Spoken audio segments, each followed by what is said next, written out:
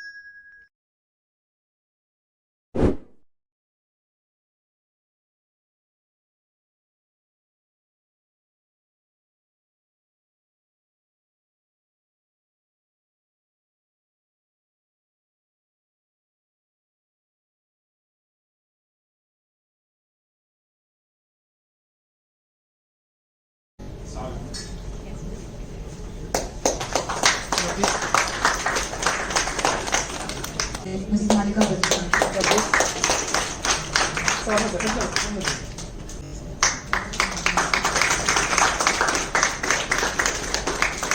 Good evening everybody. சிவர் award சொல்லிட்டு இன்னைக்கு கொடுத்துருக்கீங்க. ரொம்ப ரொம்ப சந்தோஷம். அதாவது ஒரு பெண்ணுக்கு ஒரு ரெகக்னிஷன் கிடைக்கிறப்ப அது ஒரு தனி சந்தோஷம். அது எல்லாருக்குமே தெரியும். வீட்லயே நம்ம ஒரு சமையல் சமைக்கிறோம். ஆனா இந்த காலத்து பெண்களை ஒரு பாராட்டை எதிர்பார்க்கறாங்க. ஆனா எங்க தலைமுறையில எல்லாம் அது கிடையாது. ஓகே, அதை நல்லா சாப்பிட்டாங்களா, ஓகே நம்மளுக்கு அதுல ஒரு சந்தோஷம். ஓகே, இன்னைக்கு ரெஸ்டி சாப்பிட்டாங்க, அதனால அது அவங்களுக்கு பிடிச்சிருக்கு அப்படின்னு சொல்லிட்டு நம்ம சந்தோஷப்பட்டுக்குவோம். இப்போ எப்படி காலம் மாறி இருக்குன்னு பாருங்க. அதாவது அவங்களே நம்மளை கூப்பிட்டு நம்மளை பாராட்டுறாங்க. அந்த காலத்துல பாராட்டுங்கிறது எதிர்பார்க்க முடியாது. யார்கிட்ட இருந்து பாராட்டுங்கிறது அவ்வளவு சீக்கிரம் கிடைக்காது. அந்த பாராட்டுக்கு எதிர்பார்க்கவும் மாட்டோம். ஆனா இந்த தலைமுறையில பாராட்டை எதிர்பார்க்கறாங்க. ஆனா நம்ம கல்ச்சர் மாறிடுச்சு. வேற்று நாட்டு அதாவது கலாச்சாரம் நம்ம நாட்டுக்குள்ள வந்ததுக்கு அப்புறம் தான் இந்த மாதிரி ஒரு குட் மார்னிங்ல ட்ரீட் பண்றதுல இருந்து, ஒரு தேங்க்ஸ் கிவிங்ல இருந்து, இந்த மாதிரி ஒவ்வொரு பாராட்டை எதிர்பார்க்கறதுல இருந்து எல்லாமே. இந்த விமன்ஸ் டே பத்தி எல்லாம் நம்ம அப்பெல்லாம் கனவு கூட கண்டுக்க மாட்டோம். இந்த மாதிரி எல்லாம் விமன்ஸ் டே செலிப்ரேட் பண்ணுவாங்க. பெண்களை பாராட்டுறது, அந்த மாதிரி விஷயங்கள்ல அந்த காலத்துல நம்ம 40 years பிஃபோர் நம்ம எதிர்பார்த்துக்க மாட்டோம். நம்ம நினைச்சுக்கிட்ட பார்த்துக்க மாட்டோம். அதே மாதிரி அப்போ வீட்டுல இருந்து வெளியில வர்றதுக்கெல்லாம் அந்த அளவுக்கு பெண்கள் நம்ம பார்த்தது கிடையாது. ஏன்னா நான் புத்தகம் எழுதுறப்பே பாத்தீங்கன்னா என் கணவருடைய சப்போர்ட் தான். அது டெஃபினட்டா எல்லாருக்கும் தெரியும். என்னால நம்ம எதுவுமே சாதிக்க முடியாது. நம்ம வீட்டுல ஒரு பெண் வெளியில பல வேலைகள் பண்ணணும் அப்படின்னு நினைச்சாக்க வீட்டுல இருக்கிறவங்களுடைய ஒத்துழைப்பு முழுசா இருந்தா தான் நம்மளால எதுவானாலும் பண்ண முடியும். சாதிக்கிறது அப்படின்னு சொல்லிட்டு பாத்தீங்கன்னா அதுக்கு எண்டு எதுவும் கிடையாது. எதுவும் அதாவது நம்ம சாதனை அப்படின்னு சொல்லிட்டு சொல்ல முடியாது. ஏதோ நம்மளுக்கு டைம் பாஸ்க்காக ஆரம்பிச்சது. அது எப்படியோ போய் என்ன பொறுத்த வரைக்கும் நான் இது பண்ணணும் அப்படின்னு நினைச்சு எதுவுமே பண்ணல. எல்லாமே ஒரு தானா நடந்தது அப்படிதான் நான் சொல்ல முடியும். புத்தகம் எழுதணும்னு நினைச்சு நான் எழுதல. ஏதோ ஒரு ஃப்ரெண்ட்ஸுக்காக கொடுக்கலாம் அப்படின்னு சொல்லிட்டு நான் எனக்கு தெரிஞ்சது நான் எழுதினது, அதாவது நான் கலெக்ட் பண்ணது வீட்டுல சமைச்சதை வச்சு அப்படியே ஒரு எழுதிக்கிட்டே இருந்தப்ப சடனா ஒரு தாட், என் ஹஸ்பண்ட் ஏன் இந்த புக்கா பப்ளிஷ் பண்ணான்னு சொல்லிட்டு கேட்டாங்க. அதுக்கப்புறம் அதை புக்கா பப்ளிஷ் பண்ணோம். அதை என்னோட தலையெழுத்தையே மாத்திடுச்சு. அது மாத்தோம் அப்படின்னு சொல்லிட்டு நான் நினைச்சு கூட பாக்கல. அதே மாதிரி டெலிவிஷன் ஷோக்கும் நானா தேடி எதுக்கும் போகல. டெலிவிஷன் ஷோ கூட அவ்வளவு சீக்கிரம் யார் வேணாலும் என்டர் பண்ண முடியாதுங்க. அங்க போய் நம்ம சான்ஸ் கொடுன்னு எல்லாம் கேட்க முடியாது. எந்த டெலிவிஷனா இருந்தாலும் சரி. அதுவும் எனக்கு தானாதான் அமைஞ்சது. அதே மாதிரி மேகசின் எழுதுறது நானா போய் எந்த மேகசினையும் கேட்கல. அவங்களேதான் என்ன கூப்பிட்டு நீங்க எழுதுறீங்களான்னு சொல்லிட்டு கேட்டாங்க. அதனால எல்லாமே எனக்கு என்னோட டோர் ஸ்டெப்ல தானா அமைஞ்சது. ஆனா அதை பிடிச்சுக்கணும். நம்மளுக்கு அமையறத அதை கரெக்டா நம்ம என்ன சொல்றது, ஒரு ஹார்ட் ஒர்க் இருக்கணும், ஒரு டெடிகேஷன் இருக்கணும். நம்ம இந்த துறையில ஏதாவது வித்தியாசமா பண்ணணும், கொஞ்சம் மத்தவங்களை விட வித்தியாசமா சிந்திக்கணும். அந்த மாதிரி ஒரு தாட் இருந்ததுனால என்னால பண்ண முடிஞ்சது. ஜெனரலா எங்க வீட்டுல எல்லாம் பாத்தீங்கன்னா சின்ன வயசுல எங்க தாத்தா எங்களை ரொம்ப சீக்கிரம் எழுப்பி விடுவாரு. அதுல 5 மணிக்கு நாங்க கட்டாயம் உட்காந்து படிச்சாகணும். அதனால 4 o'clock எழுந்திருவோம். இன்னைக்கு வரைக்கும் அதை நான் ஃபாலோ பண்றேன். I get up very early so that I have more time. எனக்கு நிறைய டைம் இருக்கிற மாதிரி ஒரு ஃபீல் இருக்கும். சீக்கிரமா எழுந்திரிச்சா இதனால் வரைக்கும் நான் வந்து சூரிய உதயத்துக்கு பிறகு எழுந்திரிச்சுதான் ஒரு சரித்திரமே கிடையாது, ஒரு நாள் கூட கிடையாது சின்ன வயசுல இருந்து. அதே நேரம் வந்து சுறுசுறுப்பா இருப்போம். நம்ம அந்த பிரம்ம முகூர்த்தத்தை எழுந்திருக்கிறப்ப அன்னைக்கு பூரா நம்ம சுறுசுறுப்பா இருக்க முடியும், சுறுசுறுப்பா இருப்போம். சார் சொன்ன மாதிரி வந்து ஒரு பக்கம் மேடம் சொன்னாங்க டயட் எக்ஸசைஸ் பிளஸ் வந்து அதோட பாசிட்டிவ் திங்கிங்கையும் நான் சேர்த்துக்குவேன்.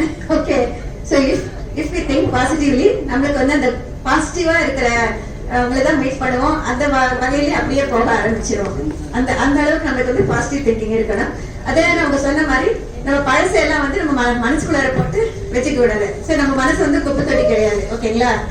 அந்தந்த நாளைக்கு எது பழசு எதாவது உள்ள வச்சுக்கோங்க, எல்லாத்தையும் வெளியில அனுப்பிச்சிட்டாலே ஆரோக்கியமா இருக்க முடியும். ஏன்னா நம்ம வந்து இந்த உள்ளே வச்சு சஃபர் பண்றவங்க இருக்குங்க பாத்தீங்கன்னா அவங்களுக்கு ஏதாவது ஒரு வியாதி வரும். ஏன்னா அது உள்ளே இருந்து அவங்கள வந்து வேற விதமா பாதிக்கும். சோ நம்ம வந்து அவங்க சொன்ன மாதிரி உடற்பயிற்சி கட்டாயம் தேவை, நடைப்பயிற்சியும் தேவை. வீட்டுல நடக்கிறதால நடைப்பயிற்சியே கிடையாதுங்க. நிறைய பேர் லேடிஸ் கிட்ட சொல்லுவாங்க, நான் வீட்டுல பூரா நாள் ஒர்க் பண்றேன் மேடம், அதான் வந்து எனக்கு வந்து அந்த அளவுக்கு இதுவா இல்லையே அப்படின்னு சொல்லிட்டு நான் சொன்ன வீட்டுல நடக்கிறதால நடைப்பயிற்சியே கிடையாது. நீங்க என்ன போட்டு பாருங்க, வீட்டுல நம்ம எவ்வளவு வேலை பண்ணாலும் ஒரு 1000 ஸ்டெப்ஸ் இல்லைன்னா 2000 ஸ்டெப்ஸ் கூட வராது த்ரூ அவுட் த டே பார்த்தா. அதே ஒரு வாக்கிங் 20 மினிட்ஸ் போங்க, ஈஸியா ஒரு 3000 ஸ்டெப்ஸ் வந்துடும். ஒரு நாளைக்கு நம்ம 8000 ஸ்டெப்ஸ் வந்து கணக்கு போட்டுட்டு அன்னைக்கு நடந்தோம்னாக்க ஆரோக்கியமா இருக்க முடியும்னு சொல்லிட்டு இப்போ உலக அளவுல எல்லாருமே சொல்லி அது மாதிரி செஞ்சுட்டு இருக்காங்க. 8000 to 10,000 ஸ்டெப்ஸ் நம்ம நடக்கணும் அப்படின்னு சொல்லிட்டு அது கட்டாயம் நடந்தீங்கனால நம்மளுக்கு வந்து நல்ல பிரீதிங் நல்லா இருக்கும். பிரீதிங் நல்லா இருக்கிறப்ப ரத்த ஓட்டம் சரியா இருக்கும், அதனால டாக்ஸின்ஸ் எல்லாம் வந்து ஈஸியா வெளியேறும், ஓரளவுக்கு நம்ம ஆரோக்கியமா இருக்க முடியும். அதே மாதிரி டயட் அப்படின்னு சொல்லிட்டு மேடம் சொல்றப்ப நான் சொல்றேன் ஒரு சின்ன சின்ன விஷயங்கள் what I use to do in my life. Okay, ஒரு சாலட் எவ்ரிடே, ஒரு ஸ்ப்ரவுட்ஸ் சாலட் கட்டாயம் எடுத்துப்பேன். மார்னிங் ஒரு 7:30 அந்த மாதிரி. அதாவது வந்து ஃபுட்டோட சேர்த்து எடுத்துக்க மாட்டோம், குக்டு ஃபுட்டோட சேர்த்து நம்ம வந்து சாலட் மாதிரி எடுத்துக்கிட்டோம்னாக்க இதனுடைய அப்சார்ப்ஷன் டைம் வேற, அதனுடைய அப்சார்ப்ஷன் டைம் வேற. அதனால வந்து சாலடை வந்து அட்லீஸ்ட் நம்ம அதை சாப்பிட்டு ஒரு 20 மினிட்ஸ் ஆகுது நம்மளுக்கு கேப் இருக்கணும். அந்த மாதிரி எடுத்துக்கிறது நல்லது எல்லாருமே. ஆன்டி ஏஜிங்க்கு that will be helpful. Sprouts அதோட வந்து மற்ற வெஜிடபிள்ஸ் நம்மளுக்கு என்ன சீசன்ல இருக்கோ அதே மாதிரி வெந்தயம் சாலட் ஒரு நாள் எடுத்துப்பேன். ஒவ்வொரு நாளுக்கும் ஒவ்வொரு சாலட் கட்டாயம் இருக்கும் எங்களுடைய இதுல. அதே மாதிரி ஃப்ரூட்ஸ் பாக்குறப்ப ஒரு நாளைக்கு 2-3 டைப்ஸ் ஆஃப் ஃப்ரூட்ஸ். அதாவது அதிகமா சாப்பிட மாட்டோம், எல்லாத்துலயுமே லிமிட்டா தான் இருக்கும். நானும் என் ஹஸ்பண்டும் சரி ஒரு தோசைன்னா 2 தோசை தான் சாப்பிடுவோம், அதுக்கு மேல சாப்பிட மாட்டோம். ஆனா வந்து ஃப்ரூட்ஸ்ங்கிறப்ப அதுவும் அதிகமா சாப்பிட மாட்டோம். ஒரு நாளைக்கு 3 டிஃபரெண்ட் டைப்ஸ் ஆஃப் ஃப்ரூட்ஸ் ஒரு 100 கிராம் அளவுக்கு ஒரு ஃப்ரூட் சாப்பிட்டா நம்ம போதுமானது. ஆனா அது வெவ்வேறு கலரா இருக்கணும், வெவ்வேறு இதுவா இருக்கணும். சோ அந்த ஃப்ரூட்ஸ் இருக்கிறப்ப நம்ம டாக்ஸின்ஸ் எல்லாம் வந்து நம்ம பாடியில இருந்து வெளியேறதுக்கு ரொம்ப ஹெல்ப்ஃபுல்லா இருக்கும். அதே நேரம் வெஜிடபிள்ஸ் பாத்தீங்கன்னா கொஞ்சம் நிறைய வெஜிடபிள்ஸ் எடுத்துக்கணும். நிறைய பேர் நம்ம வந்து ஃபுட்ல பாத்தீங்கன்னா வந்து கொஞ்சமா பொரியல் சாப்பிடுவாங்க, சாதம் நிறைய சாப்பிடுவாங்க. அப்படி கிடையாது, சாதத்தை குறைச்சிக்கோங்க, சுத்தி இருக்கிற வெஜிடபிள்ஸ் வந்து நிறைய எடுத்துவாங்க. ஒரு பொரியல் ஆகட்டும், ஒரு என்ன சொல்ற தயிர் பச்சடி ஆகட்டும், இல்ல ஒரு சுண்டல் ஆகட்டும், எதுவாக இருந்தாலும் அதை கொஞ்சம் நம்ம வந்து கூடுதலா எடுத்துட்டு ரைஸை குறைச்சிக்கணும். நம்மளுடைய ப்ரோட்டீன் கரெக்டா எடுத்துட்டீங்களான்னு சொல்லிட்டு பாத்துக்கோங்க. ஏன்னா வெஜிடேரியனா இருக்கிறப்ப நான் பார்த்த வரைக்கும் நம்ம எஸ்பெஷலி தெலுங்கு பீப்புள் நான் பார்த்த வரைக்கும் எல்லாரும் வந்து வெஜிடேரியனா இருக்கிறவங்களுக்கு வந்து ப்ரோட்டீன் கிடைக்கிறது கொஞ்சம் கஷ்டமா இருக்கு.